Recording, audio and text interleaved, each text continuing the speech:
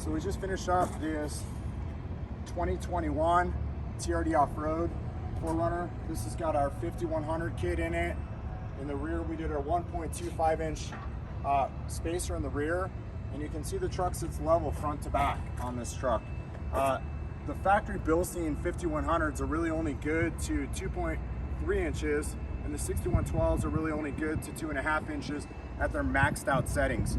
So with the way we've set this up, we're able to offset the driver's side from the passenger side to offset for the gas tank and the driver. So basically we set on the driver's side, we set it at clip number 2, and on the passenger side, we set it at clip number 1. And this is to offset so we can get the truck to sit level. And we don't have to max out the strut on the front on the assembly. And if anything, we move and improve the ride quality on this truck. So you can see our collar down here in the bottom. It's all billet machined aluminum. We do it here in-house. We send it out. The only thing we don't do in-house is we send it out to have it hard anodized type 3 to protect it from the environments. So again, this is our Bilstein 5100 kit in the truck. Sits really level, works really, really well.